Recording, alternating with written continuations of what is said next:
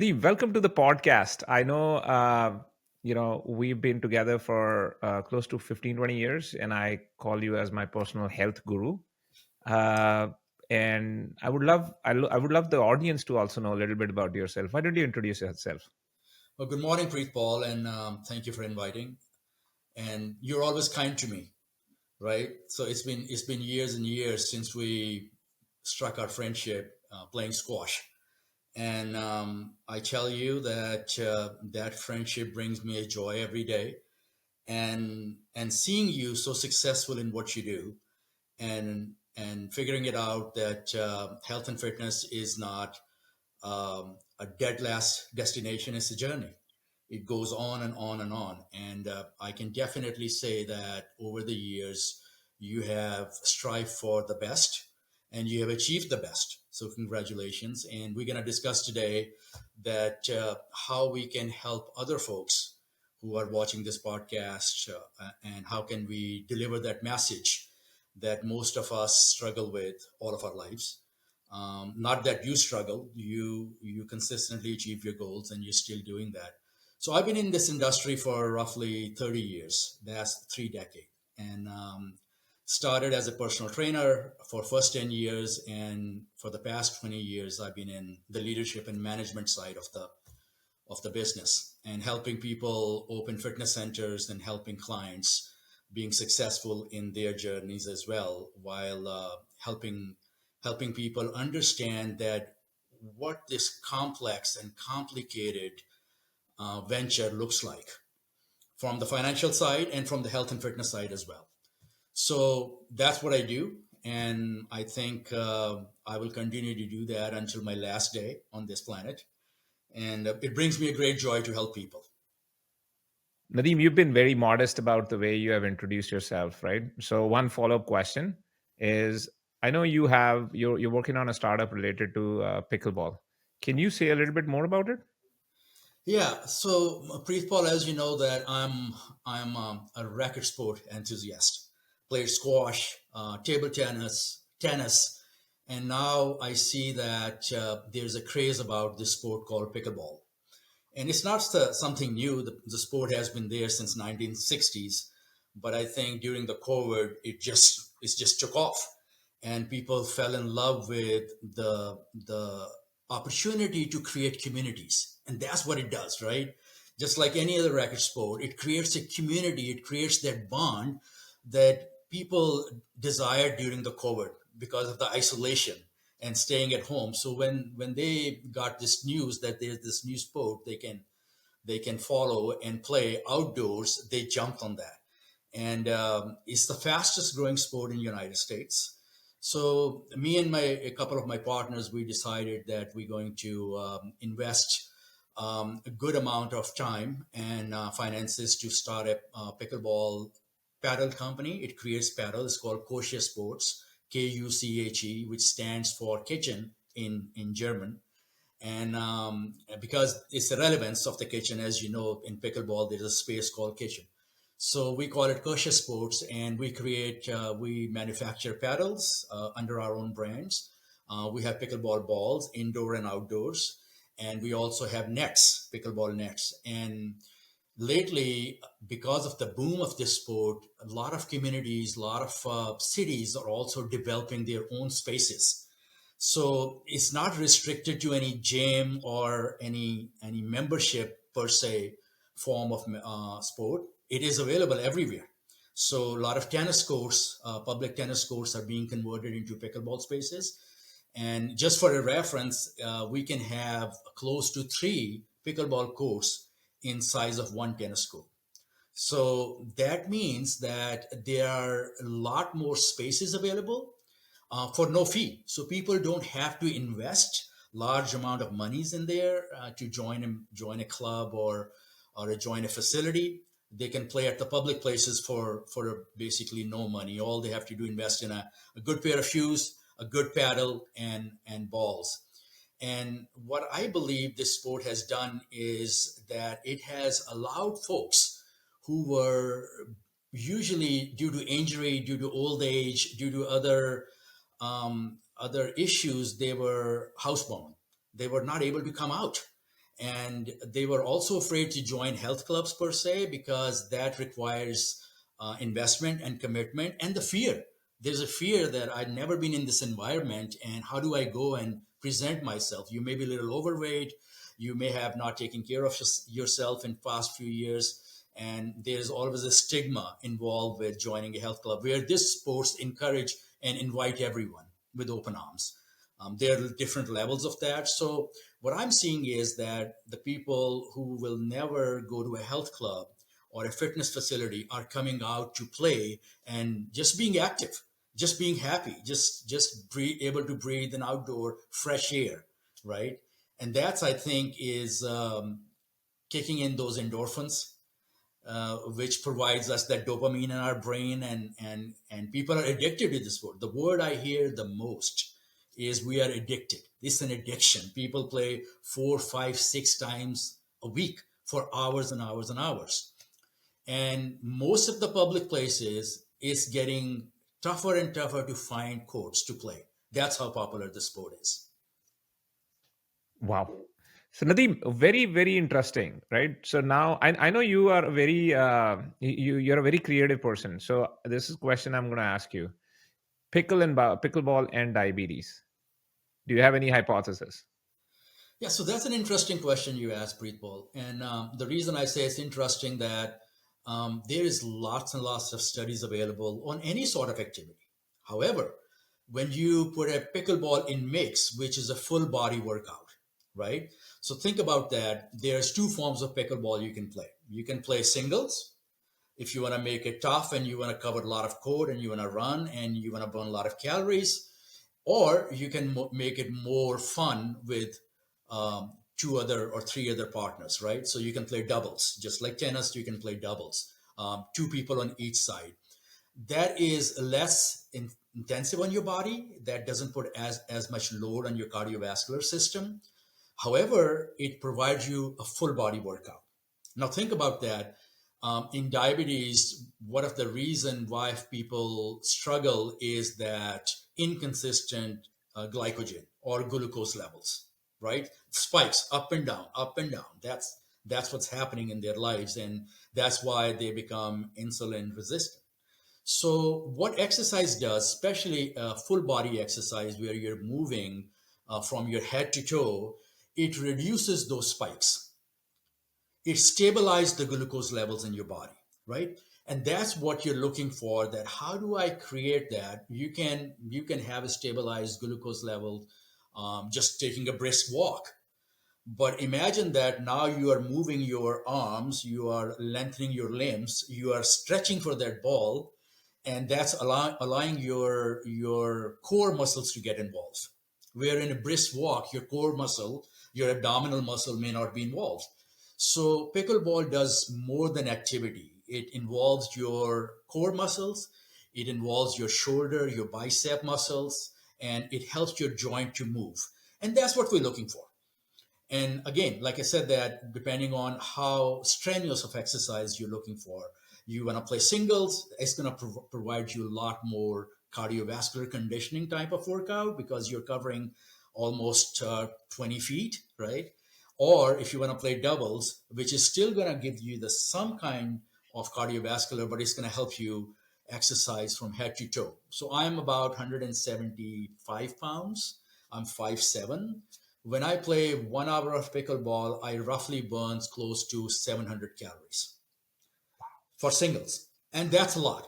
And I play 3 to 4 times, so that keeps me in check with my step count. Number one, right? People are committed to their steps, 14,000 steps or 10,000 steps a day they have to do. So I'm wearing my Apple Watch. It tells me my step counts, that how many miles or how many feet I have covered. And secondly, it also records my heart rate. So I want to make sure I'm within those fat burning heart rates, which we'll discuss in a minute, that why it's important to stay within those zones to maximize your cardiovascular benefit. Yeah. And then coupled to that, you said previously, a lot of health is not about an activity. Health is about community. Health is about engagement. Health is about wanting to show up over there the next day, the next day, and the next day. And racket sports have that tendency. I don't know why, the camaraderie you develop with friends or whatever. So the after effect or the engagement effect of this thing lasts longer. So very, very fascinating. Not only it's helping you on your glucose and insulin resistance, but also it's a engagement, especially at a higher age where you're not bringing your limbs and others to actually get something out of your body. So fantastic. Thank you.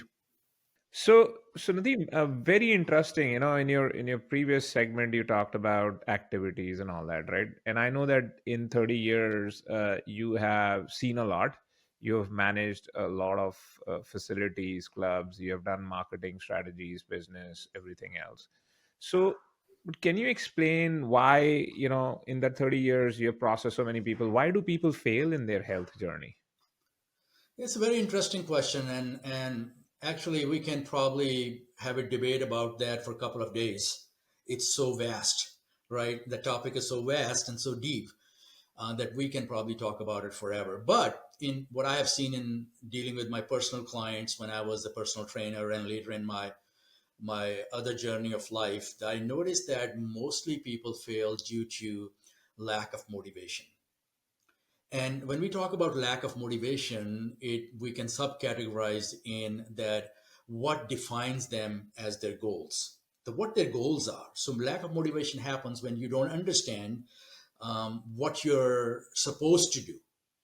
What are your options out there? And that brings that dilemma in life, that how do you deal with the destination. So in my point of view, motivation without a relevant goal is like having a destination without a map or GPS. So if you go get a motivation because your doctor gave you a note to do that, or there's an event coming in your life, you're getting married, you're going on a vacation, right? Those are the basically motivations why people have to do to get fit in life or lose weight, as they say. However, we know that they all struggle with achieving that goal, and most of people struggle with achieving that goal because of not knowing that what their map looks like, what's the destination GPS look like. And in my recommendation would be that first and foremost, educate yourself. There's so much relevant data available. We have so many platforms available that we can get that information in this digital age. And if you don't have access to that, then maybe you want to get together with a personal trainer or some fitness expert who can help you through that journey. So there are five main reasons that always come up that why people think that they struggle with achieving this goal, and the most important is a lack of goals. We talked about that. You don't have a goal, that what you're supposed to do. And then if you have a goal that I want to lose 10 pounds, 15 pounds, or 20 pounds, then you need to know how. That's how part is the most important. And second would be it's understanding your current health situation, and that's assessment. And taking in account that what your body is telling you. And nowadays we have so many platforms to measure your body fat percentage, your metabolic rates. That's important, that where you should be, and that how assessment is done, and that provides you a data that you can later on depend your or drive your goal based upon that data. Number four is uh, lack of motivation. We talked about that, which in end and results into lack of consistency. So those are the five things that usually I see a hurdle, and which basically holds people back from achieving their goals and dreams and destinations.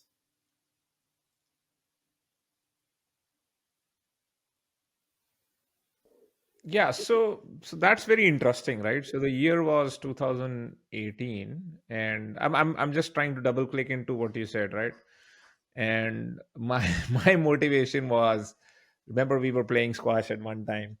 My motivation was I would be traveling in Delta Airlines, and I would often get upgraded to premium economy. Sometimes I had to sit in the economy because it was a Thursday evening flight, and that freaking seatbelt would not come around, right? So would you call that as motivation? I think it is a motivation. Absolutely. Absolutely. I think that's more of a self-inflicted wound, I will call. I think it's a self-deprecating, I think. Um, Right. but it is a motivation. Okay. Uh, but so the next question I have around motivation is, how do you ensure that you don't weave in and out of motivation, right? I mean, I think to your previous point, health is a journey, right? So I think you've been doing it for 35, 40 years. You're super, super fit, right? Your age doesn't show. I'm not trying to date you, but you're pretty young, right? And I mean, I have been motivated looking at you as a role model as well. But I mean, I often struggle where I would be where I am right now, which you were very appreciative of. But then there were other situations where I was right where I couldn't get that Delta Airlines seatbelt across my waistline. So how do you ensure that you're not weaving in and out? That's a very interesting question, Preetpal. And basically, what you're asking is how to stay engaged, how to be creative enough to make sure that you're enjoying it, you're having fun. That's the most important thing. And most of the time, I think people stop working out or stop doing any one activity is because they get bored with that.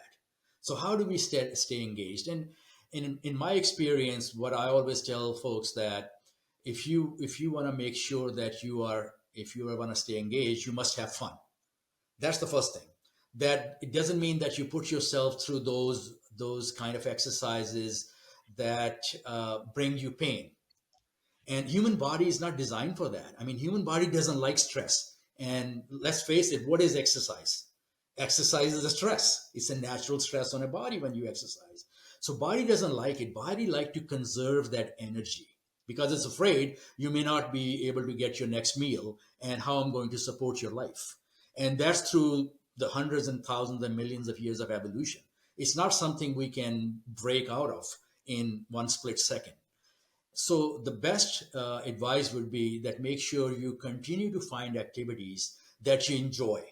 So if you don't like doing high intensity interval training classes, don't do it because that's not going to bring you joy. You're not going to look forward to it. You may do it under pressure of a friend or an instructor. You may do it for 4 weeks, 5 weeks, but it's not a long term solution. The long term solution is that you involve yourself in activity that brings you joy, that brings you happiness. Therefore, I like record sports. I always like to mix it up with my strength training, with my cardiovascular endurance program. I like to do those activities. And believe it or not, some months I don't do go to gym at all. I will just do an outdoor exercise. I will go for a hike. I will play more pickleball. I will play more tennis, right? Maybe I take a partner with me in a 10-mile hike on Appalachian Trail. So that is to me more joyful than grinding those days and weeks in a gym day in and day out that I may get burned out. So burned out is a real thing. People do get burned out because number one, they are putting a lot of stress in your body, they're emotionally draining themselves, and number two, which is the most important part, when you don't see results and you're going through these routines, you have involved and enrolled in those exercise programs which are quick fixes, right? That lose 10 pounds in 30 days, which we know that will be difficult for most people. It can be done, but it's difficult for most people. And when you don't see that goal achieved, you may just quit because now you're disheartened, you're disappointed in yourself, and you may relegate your mind to saying that, well, my body type doesn't allow me to lose weight. Or you start telling people that I have a thyroid problem. You heard that all the time. And accept defeat, basically. Instead of changing the strategy and incorporating exercises and activities that brings you joy, you have fun with. Yeah, I mean, I think that's a very, very interesting point, and I think one of the things which has stuck between us, which is the racket sport, squash in this case, and even pickleball. I have the unique pleasure of beating you a couple of times? Okay. More than a couple of times. So the thing is, more, More than a couple okay. of times. Well, I just need to prove that, right? So I've, what is there is that more than the racket sport, I actually enjoy your company, right? I mean, it's the reason I'm engaged. Perhaps that's also. Are you hinting towards that? Like when you go on that Appalachian Trail or when you play squash, it's the set of people around you. Yeah, it's What the what camaraderie. role do they play? I think that's a very interesting So topic you that I always told my clients in the past that if you can find a workout partner, that will make your job 30 to 40% easier. Why? Because humans are social animals. We like company, we like people.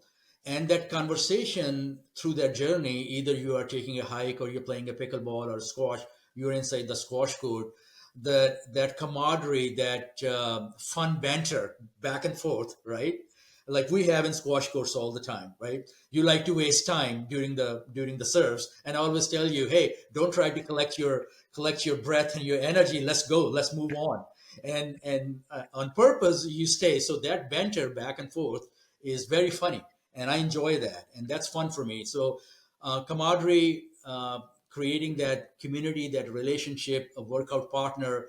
Another most important thing with the workout partner is that they keep you honest. That means that they rely upon you to come and join them during the event, and you rely upon them to come and join you during the event. So that creates some kind of ownership on both sides, right? So that's very important that they hold you accountable to your goals and you hold them accountable to their goals. So I will seriously suggest that if you have a best friend or a neighbor or somebody in your life, a family member, you must engage with them and bring them out with you to enjoy that activity. right. And then the other thing is, I think there's plenty of research out there, and it clearly outlines that, hey, uh, and it's a very very controversial and complex topic. I would say that if you look at exercise purely as a calorie burning activity, trying to fit it into whatever your goal is, diabetes reversal, diabetes management, weight loss, it's a drudgery, because you might run for an hour and get 500 calories off of your body, right? But you can gain that back with one quarter pounder, yeah, even more, like 2x more at McDonald's, right? Just like that, right? So exercise in that sense is overrated. But it's very interesting that you said it's goals. It's also about the systems which get developed because you do go out and play squash with somebody. Because when you go out there, it's not about the 500 calories you burn, but it's also you're putting yourself into a zone and saying, you know what, I need to perform better on this court. So you know what, I'm not going to have that quarter pounder after the game, or what have you. And because it somehow brings focus to the performance level during the court, right? So in absence of that exercise or that activity, you would probably not have a framework to put yourself in for a larger goal based system you're talking about, right? I mean, is that something you want to impress as well? Absolutely, that is correct what you said. And just to piggyback on what you were saying, that how the commitment comes from within. But what is one thing that continues that journey for us is a social structure we create around us. So that's very important. That commitment, motivation comes within, but that consistency phase is created by our friends, our family, and our colleagues. So it's important to get engaged with that. And another thing to understand is that you always think about exercise as a weight loss plan, or reducing your insulin levels, or increasing your cardiovascular conditioning. Those are, in my point of view, more of a subcategory goals.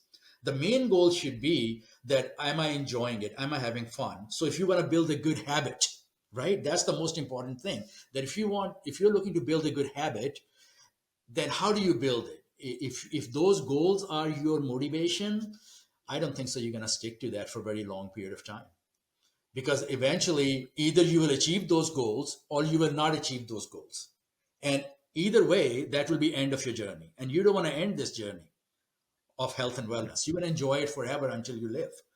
So I would say, just to reiterate, that as long as you're having fun and you make your main objective is to have fun, then you're going to continue that. If you change that direction, then it will be a limited source of gratification. Very, very insightful thought. So basically, in 30 years, I know I've known that you've managed, I mean, close to 150 odd establishments and all that, right?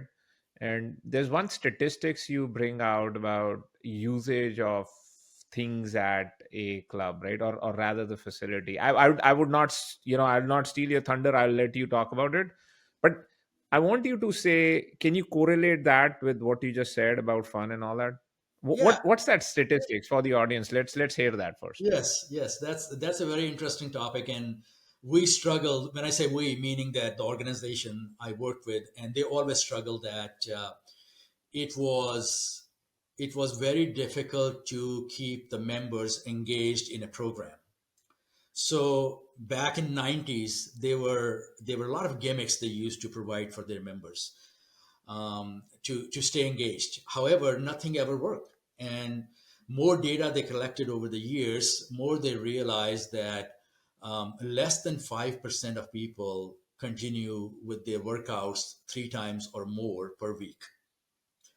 And it's good for the health clubs because they can sell tons of memberships, and people stay home and keep paying their monthly dues and they don't have to come, and the operational cost goes down because people are not using, so you're not paying as much in payroll or other services.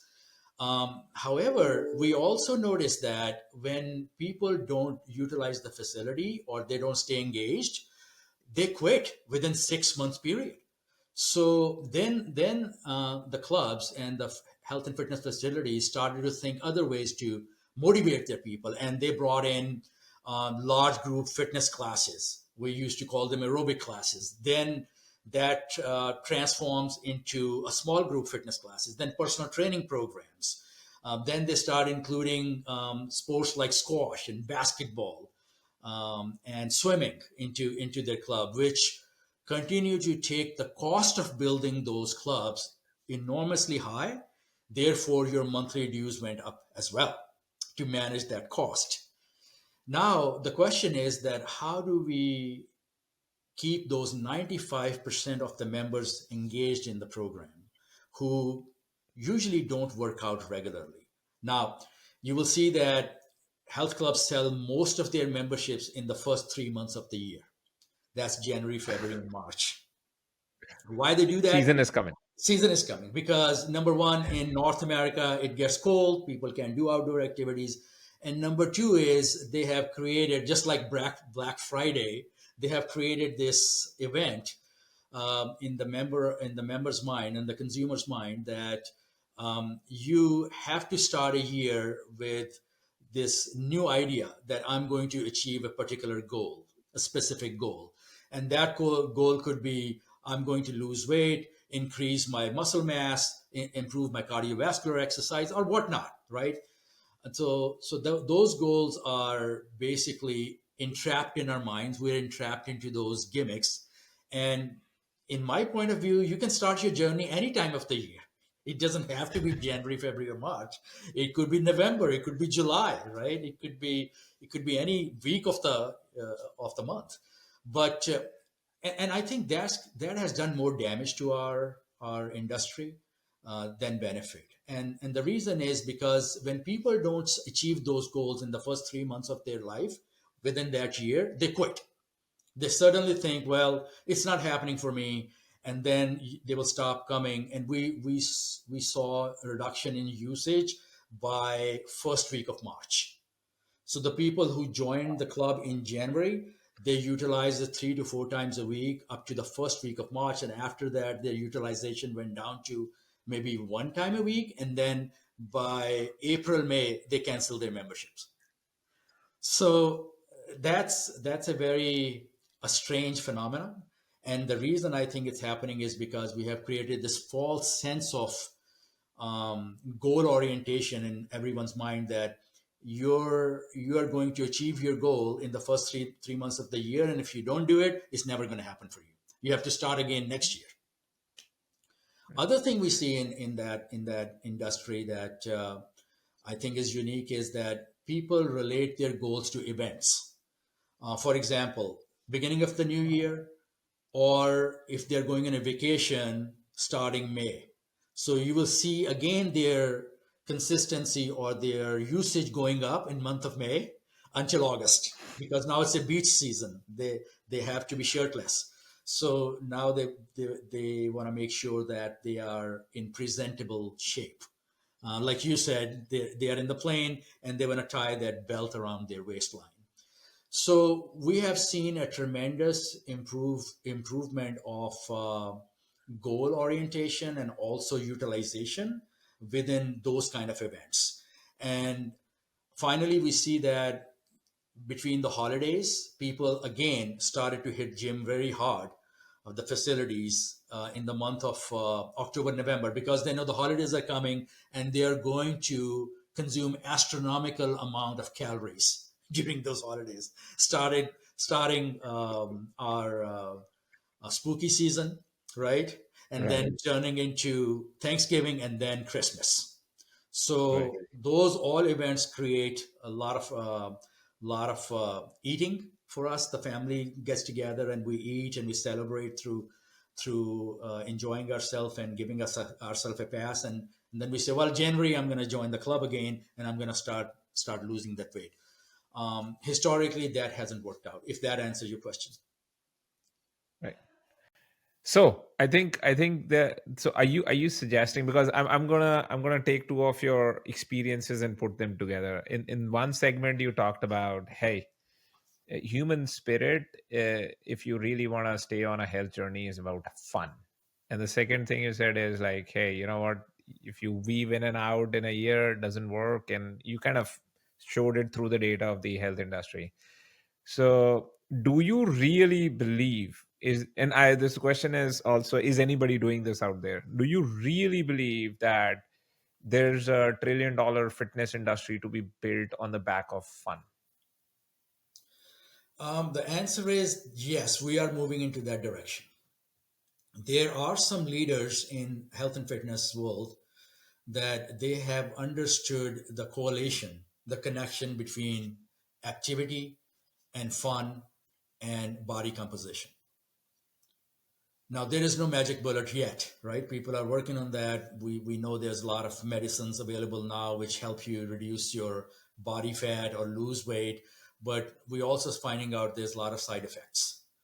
So as we find out more, because this is such a new thing, and I don't want to name those products, but as we know that there are a lot of side effects, and we are learning, the data is coming in now that we are finding. I have a lot of gastroenterologists in my family. They are doctors, and they are seeing more and more cases of gastrointestinal problems with those kind of weight loss medications. So data is coming in, and we know that in long term, that may not be the long term solution for us. So to answer your question, that yes, there are a couple of players in this industry that they are started to look at fitness as a fun, and they are adding those amenities in their destinations, in their facilities, that bringing in people for those particular reasons, not just doing the high intensity interval training or lift weights or run 20 miles an hour, it's which are not a fun kind of activities, because it cause injuries and also a great deal of stress on your body. So what we want to do is we want to encourage folks that who cannot afford to join a club, who cannot afford to join a facility, that they can still find those fun activities which are free of cost, and they can enjoy with their friends, family member, or colleagues, and have same kind of results what they will find in a paid fitness facility. Why we like to go and pay for the fitness facility is two reasons in my point of view. Number one, when you're paying for something, you have created a commitment, right? There's an investment there. There's a financial investment. And the second reason is that when you see like-minded people doing the same kind of stuff around you, more than likely you are going to engage in that activity.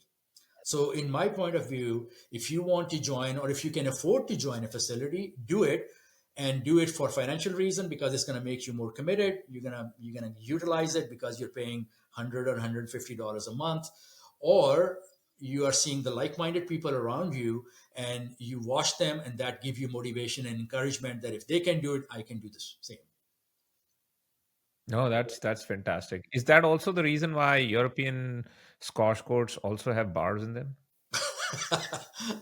I think that's after the exercise, right? That's a sustenance. That's nutrition. They call it. And another important thing I think I forgot to mention that lots of facility now are engaging kids at a very early age in their programs, and they have created a very holistic kind of approach where they are saying that okay, the kids of any ages can come in and work out and get engaged with in early age because those are the future members. Think about that, Ah, right? Those are the future members, and that's the reason um, the industry I was in or the company I was working for, they used to provide a free childcare for up to 2 hours a day. And the reason why they did that, that you will have no excuse. You can't say that, well, I have kids, I have to take care of them. You can bring them along. They can be in the childcare. They can enjoy the workouts and the facility and the camaraderie of other kids while you go and take a class or you work out. And by the way, those people, those little kids are the members of future. They're gonna join because they don't know anything else. They're think about yourself. If your parents brought you to a squash club at the age 5, and you watched them play, and eventually you started playing, you're not gonna go anywhere else. When you grow up, you're gonna become the member of that facility. So that's a very interesting piece of advice as well. That if you are going to go work out in a facility, take your kids with you.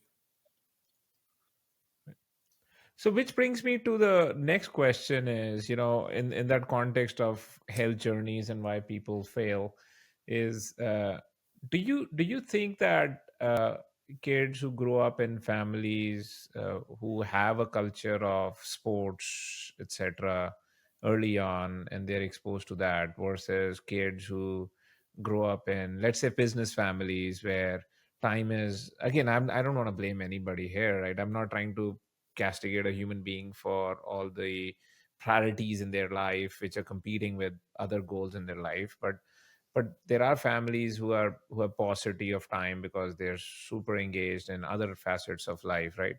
That the kids from that type of family will find it harder later on to actually go on a health journey.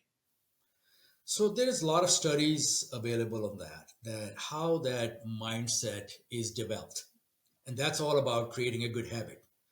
And that starts with following your parents or a role model. It could be your uncle, it could be your father, mother, or brother or sister. Anyone you are nearby, you're close to, if they are engaged in healthy lifestyle, more than likely you are going to adapt it much more easier than coming from a family which has a sanitary lifestyle and they are not too conscientious of what activities they perform or how their nutritional habits are.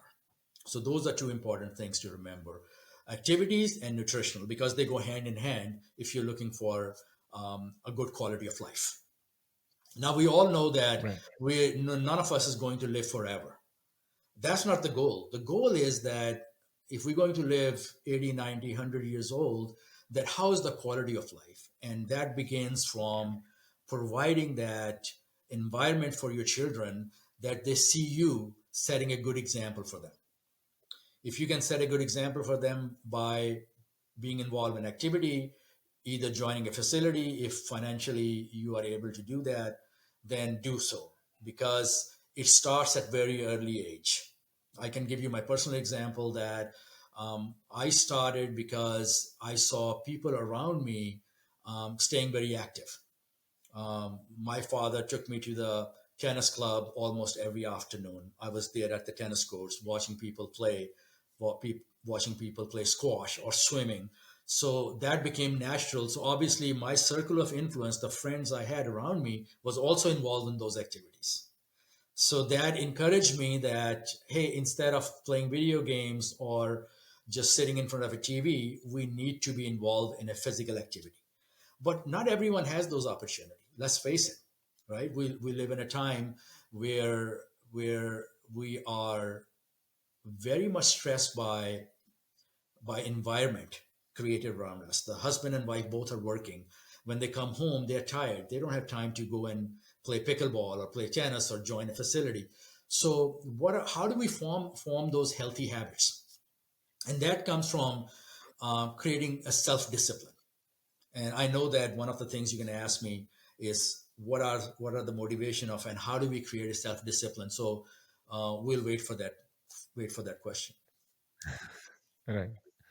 The other thing is, I think a lot of the comments you're making, and I was hearing them, right? I call them as superpowers, right? So I call superpowers as consistency, discipline, control, uh, and and all these types of words, right? Which are typically at the bane of human existence, right? Every human being get goes on the altar of that hill and gets sacrificed himself or herself on these superpowers, right?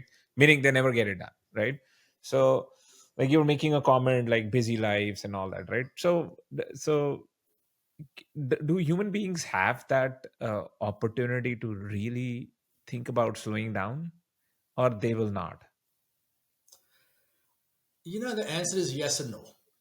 It all depends on an individual, that what motivations they have, what environments they come from, what their upbringing is, which is most important.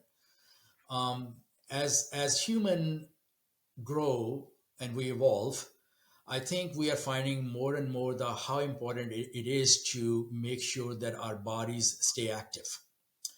We are seeing lots and lots of diseases which are results of inactivity. So more data, more education is available, more we're inclined to or open to accepting that our journey, either it's weight loss or just creating an activity, must be part of our daily lives. There is no question about that. Because if we don't make it, then the quality of life will struggle and we will not be able to enjoy the things we like to. A lot of people like to travel when they retire, and they save their money and save their time for that enjoyment, so they can take a good trip once or twice a year. And if you're not in a good health, if your quality of life is struggling, you are not going to be able to enjoy that. Other thing is that you're going to see your kids either graduate from college or get married or celebrate their wins in their life. But if your quality of life is not there, you're not going to be part of that joy, because you will be struggling to be part of anything fun that's going to hold you back. Either you are hospitalized or you are on medication. And I have seen that from very close experiences, that lack of activity can cause a major stress in the household, financial and emotional. Yeah. So I mean that's so apt and that is so right. I mean, we think about activity as a accounting exercise of calorie in and calorie out and creating those deficits or lose a few pounds or BMI this or that. But I think activity manifests in human existence in ways which are very abstract as well. I mean, it's just is the reach of that particular thing, right? The movement of human being is so important in so many dimensions of life, right? The science has Yes. taught us that that there are chemicals in our brain which controls our mood, our happiness, right? and dopamine, endorphins. You have heard about those, right? So it's important Yeah. to understand that how do you create those chemicals naturally in your body? And one of the way to do is when you exercise and that exercise is resulting in a joy, it's going to create a natural dose of endorphins and dopamine in your body, and that's what's going to get you addicted to that. So you need to find that spot, you need to find that bridge that takes you from one side to another. One side is that you're stressed, you're not enjoying it, it's painful, it hurts, right? And other side is the joy, the happiness, and the sense of achievement it brings you. So you need to cross that bridge. Once you cross that bridge, I think you will never go back on the other side. But for most people, it's not that easy. And why? Because that bridge cannot be crossed until we are consistent on that journey. Sometimes people turn around before they can see that happy point, right? That joy point, and they turn back around because it's too difficult. It's they are disappointed in their goals or their journey. So my advice will be just don't quit. Just do it every day. That's called self Right. discipline, right? Yeah. So I know you've used that word. So let's go into the next segment, right? And are you a David Goggins fan? No, I'm not. I don't want to die on the hill, right? There's no hill in fitness journey that I'm willing to die for. That's the number thing, because death is not the answer, right? So if you talk about that if you don't want to die on the hill, then how do you bring that self discipline, right? How do you bring that discipline in your Right. life that's going to keep you motivated and keep you achieving your goal and getting you out of the bed every morning? That's the most important thing. Right. And there's so So many. yeah, mostly, it's about, yes, it's superpowers. It Yeah, is superpowers. We know that, right?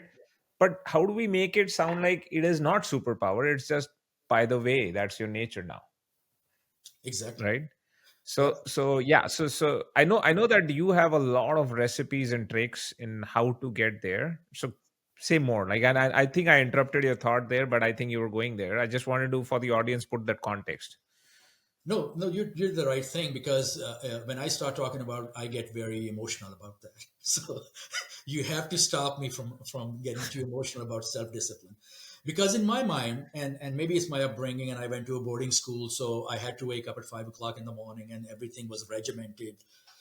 Maybe I that's the result who I am today. To me, discipline come very easy, right? For some people, it's not that easy. They struggle with that because of many reasons. We don't want to get into a philosophical side of that. But one thing I can tell you, that my entire life, I had lived with one single rule, and that is just do it. That's Nike's, I think, tagline. Just do Yeah. it. Just start. Once you start it, you're going to be able to finish it. But if you don't start, you're not going to finish it. And my famous quote is from Marcus Aurelius. He was, as you know, is Roman emperor during Yeah. 160 AD. And what he said in his writings, later on in his life, he became a philosopher, and he wrote the rules of life, and it's called Meditations. And one of the rule is about self-discipline. And what he says, I'm going to read it for you, is how to build self discipline. And he said, have a reason to start your internal desire, drive, and motivation. Just start practicing it, what you like to do. Just start practicing it, what you like to do. For example, if you like to paint, paint every day. If you like to paint and you enjoy it, paint every day. Because if you don't paint it, you're never going to become a good painter, right? If you like to cook, if you want to be a world renowned chef, then cook every day, practice it, right? Be creative. If you don't do it, you're not going to become the world's best cook or chef. So the simple message is that in self discipline, it's an easy if you start something, and then you will start seeing the results of that. On the flip side is that you are not going to see the results and you're going to continue to dream and look at that magazine and say, I wish I looked like this person or that person.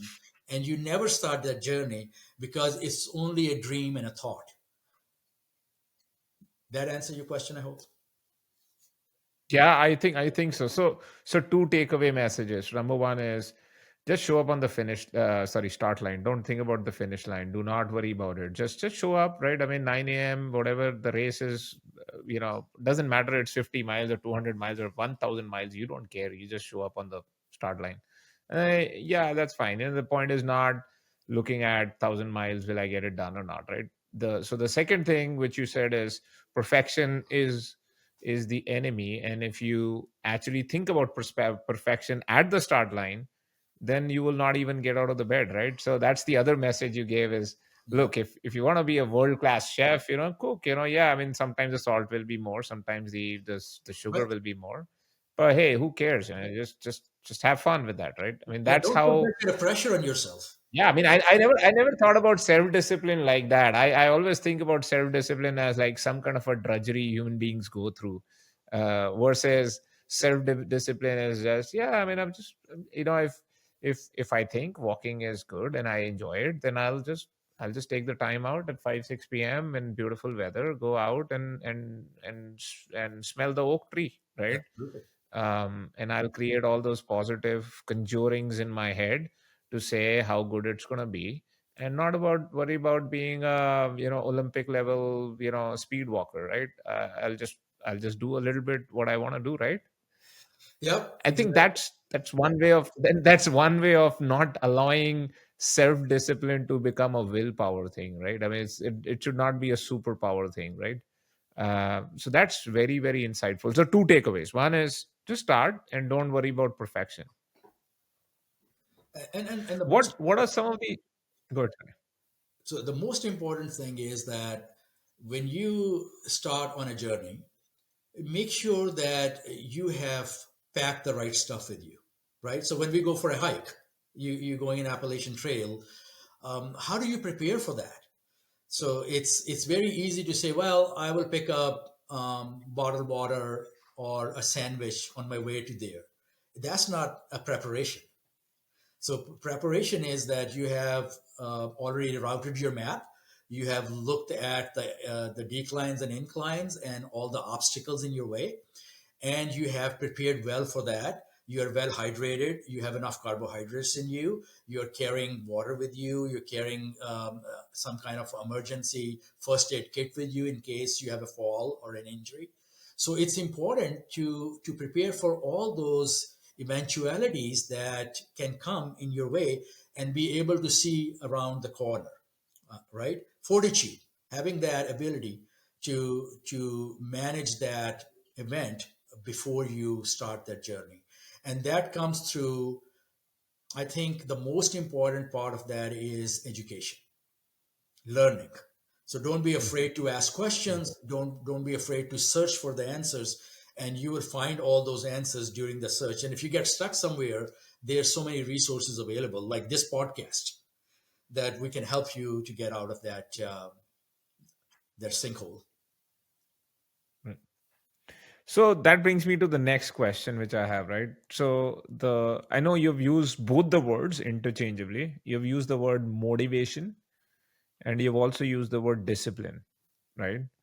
So help the audience put these two words together: motivation versus discipline debate, right? Help us put these things together. It's an interesting question you ask because both two things are connected, interchangeable, and also completely separated from each other, right?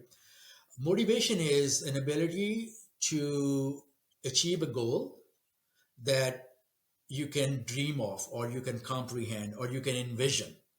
You can envision for a goal. For example, if I my goal is to lose 20 pounds of body fat, that's my motivation. Now, I can be motivated all I want, but if I don't have a journey, if I don't show up, if I don't start, if I don't do a research that how that motivation is going to become my destination, it's going to be waste of time and energy. And self-discipline is ability to see that motivation through, right? You are envisioning the motivation, but self discipline is making it reality. Before that, just an abstract idea for you, the motivation, and the self discipline is ability to convert that idea, that vision into reality. Now, there are two ways to do that. Motivation is natural. All humans are, most of them, I wouldn't say everyone, most humans are naturally motivated. This is the reason we are on the top of the food chain, right? The difference between us and a primate is only one strain of DNA. That strain of DNA is giving us an ability to create Mozart, Stephen Hawking, and land on the moon. This one strain of DNA. So motivation is naturally given to us. Now, how we create that motivation and take that, make it reality, is self-discipline. And self-discipline happens by going through an event that may be painful for you and stressful for you, but you are going to pursue it. You're gonna going to do it anyway. Doesn't matter what the cost is. And that's where I think it separate, I would say, men from boys, right? That's the separation, that men know just do it. And when we are younger, we keep thinking about it and we never do it. So I'll give you an example from my personal experience that when I came here to United States for education, one of my goal was to become entrepreneur. And the day I graduated from college, I start thinking about that. I talked to people who were running their own businesses and very successful. I read books about that. I read motivational books about that and leadership books about that. But I never had a courage to start that journey. There was always a reason. My job is too valuable. I don't want to take a risk. The risk is too big if I start my own business. And what if I fail? So all those things were stopping me from creating that self-discipline. And me coming back from a very strong self-discipline background, it was natural to me. And even then, I was victim of my own fears. So how do we overcome that? By just starting it. One day I got up and I picked up the phone, called my best friend and say, hey, I have this idea. Let's go into this business. We started it. We were successful. We were able to sell it for quite a bit of money. And that created that ball rolling, right? They call it flywheel effect. That created that flywheel effect, which Right. generates the momentum and kept us going. No, I think sometimes you have to be foolish enough to just jump in there, and then and then your your creative forces will take hold of you, and you probably will make a lot of progress in Yeah, that it's all sense. about taking risks in life. Uh, That's what it is. That how willing are you to take risk in life? Now there has to be calculated risk. You can't take your entire life saving and go to Vegas and say I'm going to play poker all night and become a millionaire. That's not a good risk, right? So you have to take a calculated risk. Yeah. Although they quote the FedEx founder, I think the FedEx initially he had his last $3,000, and he was like, I don't know how I'm gonna make FedEx successful. He did go to Vegas and bet his $3,000, made it into something large sum, which he brought back and invested in business. They talk about it, Yeah, those anomalies but are also I would rather go with your go with your chain of thought rather than that, right? I'm like, I it think the also odds of doing that is 0.1%. Yeah, it also, that's what I was saying. Anomalies are always there. There are always examples that we can pick and choose.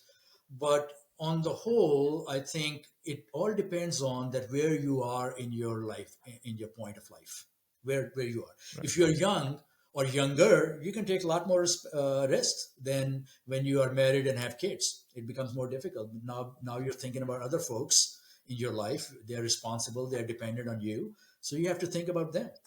When you're single by yourself, you can take a lot of risks. At Right. least I did. And then Yeah, and I mean, we're digressing from the topic, but I think there is a lot of survivor bias out there. Like when they see people like yourself or me, they think that it's all hunky dory and all that, right? But I think there is that element, right?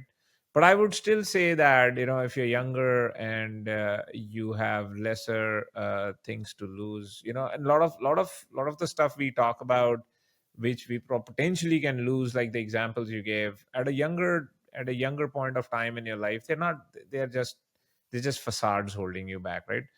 But I think the survivor bias has to be also put into the metric um, evaluation, and then some decision comes out of it, right? That's That true. people only see successful people, right? So that's the thing, right? Okay. So, any closing thoughts, Nadeem? Anything you would like to tell the audience? What's your parting words of advice? So my parting message is that number one and the most important thing is that don't make it complicated. Keep it simple, right? Keep it simple. KIS always call it. Keep it simple. KISS principle. And if you keep it simple, it reduces the amount of stress you create on yourself. And don't be overly criticizing yourself. Don't go for the fads. Don't look for those quick fixes, because if you look at some magazine and you idolize an individual in that magazine and you want to look like them, that's not a healthy way of starting your journey. You have to look at your ancestry, you have to look at your genetics, you have to look at your environment where you come from, and then make smart decision by starting your journey with the simplest form of activity. And I used to tell my clients all the time that if you make it complicated by investing in gadgets, buying the best clothing because you have to brand clothing, or the branded shoes, without that you cannot you cannot gain that success level of success. What you're looking for is completely wrong. Go in your closet, find a t-shirt and pair of shorts or yoga pants. If you're a female, find yourself your Nikes or whatever shoes you have, and just go on the road and start taking a nice 2 or 3 block walk. Start with that, and then increase it to 1 mile, and then increase it to 2 mile, and increase it to 3 mile. And before you know, you're gonna be way long in your journey and achieving the goals that you're looking for, and be very successful. And the second thing is that do listen to people, do listen to their advice, but do your own research. And a lot of people fall into that sand trap, a pitfall, where they say, well, such and such person told me to do that, and I'm doing it without doing any research. So make sure that you do your due diligence, research, educate yourself.